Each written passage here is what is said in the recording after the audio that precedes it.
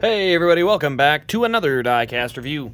Today it is not a celebration day, I don't know what I want to call it, but welcome back. Chase Elliott obviously yesterday ran his first race back after the injury. We also just got his Atlanta win in, so perfect timing on that, and got a top 10 yesterday. We were going to do this review regardless, but as a Chase fan, I know how nice it is to finally, I just say finally, but having your driver back at the racetrack. I mean, I decided I'm wearing I wasn't even at the track, but I said I'm wearing a shirt, I'm getting out my old koozie, I'm going decked out. So it was good to have him back. But anyway, let's go ahead and dig into this new diecast that came out. This is the 2022 Atlanta Race Win Elite.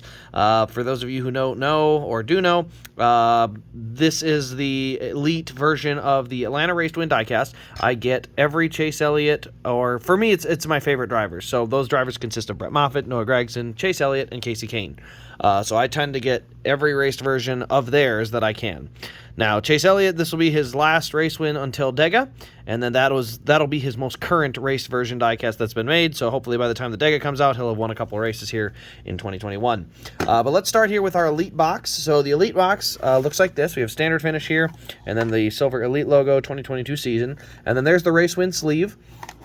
This race win sleeve goes on ARC and Elites. The good news is we won't have this box for much longer. The 2022s are coming, and guess what the good news is? Those 2022s are coming back in the old school boxes. We won't be dealing with this style box ever again because they don't stack worth a crap. They absolutely suck.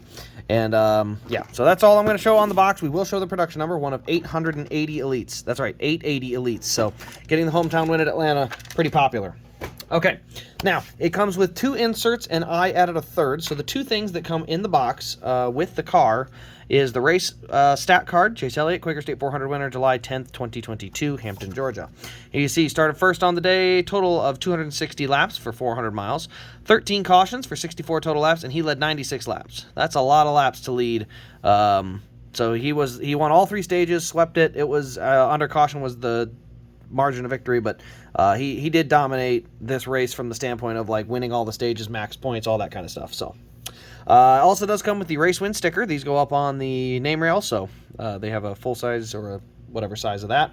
And then something I always like to add to the cars I get, this is the official event pin from the Quaker State 400 at Atlanta, July 10th, 2022. Simple pin. You can see it's just a one-layer pin with a kind of a helmet with the Quaker State logo, the date, July 10th, 2022.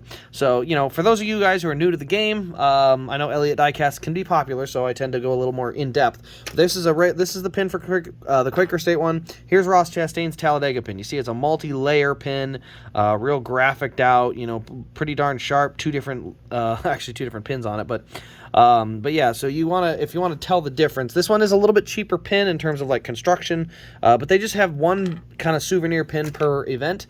I'll actually show you, I got a Las Vegas pin here as well. This is from Denny Hamlin's Las Vegas car in 2021. Pretty basic, single layer too, so, they can be like that sometimes. So, anyway, that's the pin. I have one, as of the time of recording this video, I have one left at rasdiecast.com, just one. So you will, if you are looking for it, you may want to pop over there. I think it's probably going to be about $15 for the last pin. Usually they're about $10. I'll show you right now. They're about $10 while the pins are in massive stock like this. Once you get down to a single pin left, then it tends to go up a little bit. That just allows me to keep a few more in stock for those who really want them. Because a lot of times there are people that really want to get a pin from a race they were at. So I try to at least have one on hand for everyone if I can. But anyway, let's go ahead and dig into the diecast itself. So you can see here, we'll start on the left side. It's hard to miss the confetti. We got confetti all over. We got a little bit of raced up rubber detail on the front. You can see this is where some of that contact happened. Who do you make contact with on the left side? I don't remember this, unless that was some of the grass detail. Now here you can see the left rear contact. Actually, that flat spotted the tire in victory lane. So if you set the car down, you can see the tire looks a little bit flat. Looks a little weird at that angle, but when you get it down, it does set the car just a tiny bit lower. We got NAPA Auto Parts, we got A-Shock, Hooters, Lumar, all the sponsors, ethanol ring, all that. This car is absolutely caked in confetti. You can't see anything on the windshield. You can see there was once a name of Elliott there somewhere. There is a NAPA logo under here somewhere as well, and number 9's under there as well. Pretty clear right here, and a little bit on the roof flap there. Looks like somebody may have actually swept their arm across it because of how much confetti's caked around it, but not in that spot. So that looks like it's something that was moved. Elliott on the rear window, again, can't read it, too much confetti. DIN number is 340, and we got NAPA Auto Parts here on the deck lid, right here on the back here. So the slots in the window are there. You can see where those are at. We do also have the 2 antennas up here on the roof. I always usually leave those out for the reviews, but when it's a car like this that I'm putting into a case, I put them in because, hey, it's my car. I'm going to do what I want with it. So yeah, that's our left side. The confetti is a little bit more bright green than it's supposed to be. This was more of a metallic, dark green Quaker State color, so for reference, that's the Quaker State color. You can see that is like a bright minty green. It's not quite the deeper green that the Quaker State car would normally have. Is it a huge deal? No, but accuracy is always nice, so it is a little bit off color. But yeah, outside of the flat spotted tire, there's no Goodyear Eagle left there either. A couple little marks. As we go to the back of the car, something I did notice, the back of the spoiler here is blue, and there is a piece of confetti sitting on it. So kind of pop that open. There you see there is a piece of confetti and then a blue rear spoiler here on the back. So kind of an interesting concept. Flip that open. We do have our fuel cell in the back. Very tough to see in the next gen cars because the deck lid is so short. There's not a lot of room to open up.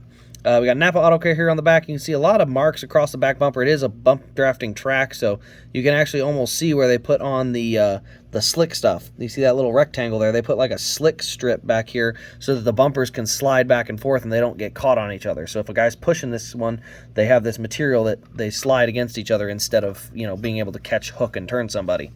Oh, good, look, the right side is flat too. So there you can see the right flat spot on the right rear. So what I like to do is try to line them up, and once you get them lined up, actually they're on an axle, so it wouldn't be hard to line them up. Wonder if they are lined up. They aren't. So there you go. There's some news for you guys. This is for you guys when you get your car in. You see a flat spot here, not here. You're gonna have to line your flat spots up if you want them to sit there just right. So the 2 flat spots don't exactly line up, unfortunately. And you'll actually notice on the right rear, see how this spot right here is not actually flat spotted? It allows the car to actually roll relatively straight and still give you the flat tire appearance. Otherwise, it would actually sit much more like this. So you see how that, when I angle it, it looks really flat. But when I set it upright, it just sort of off the ground. So once you kind of, if you wanted to, and this is what I might do, I might shave the tire on the inside here a little bit, and then it'll allow it to sit flatter. So we'll test it. We'll do a video on that at some point. But anyway, down the rest of the right side, a lot of confetti on here. There's that post for the jack. For those of you who don't know, anytime you get a Chase Elliott car in the non-first release of the year, it had yellow tape around here for the jack and 2 little yellow marks on the splitter. Obviously, this one, it's hard to tell. I don't see any yellow marks, but there's so much confetti, you really can't tell, because look at all that confetti all along the splitter. Yeah, no way to really tell there. You can also see the decal here. This is for the grill opening. That's something that's not on the standard version. That's a raced version, exclusive kind of thing. I don't even think it's on the Valvoline one. I have to double check to make sure. We do have the NAPA hood there, but again, can't really tell. And then the right front, this is, or actually it was the right rear where he made contact with LaJoy. Pretty clean though. So he didn't hit LaJoy too hard, because otherwise LaJoy would have, he would have been able to put a big tire mark on there. So when he put LaJoy up in that wall trying to put a heavy block on, I don't know if LaJoy actually was fully there. He might have been like just barely at a corner, but I don't think he was like truly alongside just yet. He was definitely gonna be, don't get me wrong. But that being said, I don't know, because I think you would have seen a big old dent in the side there. All right, so I got this open here. You can see our engine detail here on the Elite. We do have silver engine, valve covers, and then the air filter.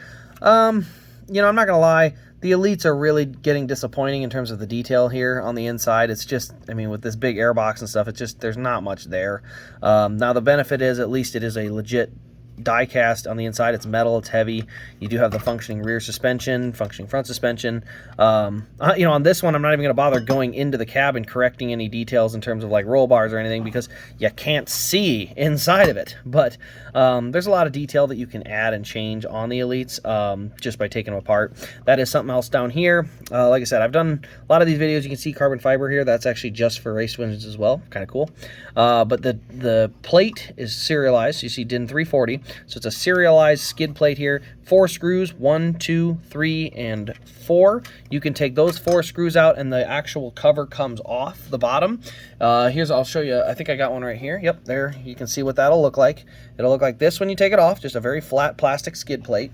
And then the bottom of the chassis got to grab my donor car here. Bottom of the chassis will look something like this. You can see we got some drive lines. There you can see that rear suspension, posable wheels. This is all detail on the Elite that is not on the ARC.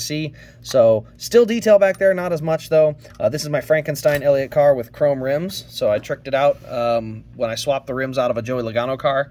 If you guys don't remember, I swapped the Gateway Win. So when I swapped the Gateway Win, I put the chrome rims on the Elliott because I had nowhere else to go with them. So I used the gray rims for that. So that's my Franken car. But anyway, guys, that'll pretty much wrap up this video. Let me know what your thoughts are on the new Atlanta Win, and if you've picked it up in ARC or Elite. I do have at least one Elite and one ARC available on rasdiecast.com, so check the link in the description. You can head over there if you're looking to pick one up. Use the promo code RaceCrazy at checkout for a nice 10% discount. That's just a thanks for watching the channel kind of thing. And then, as I said, if you're looking for the pin, there's one left, so you have to hustle if you want to get it first. But anyway, guys, thanks for watching. This has been RaceCrazy, and we will see you in the next Diecast review.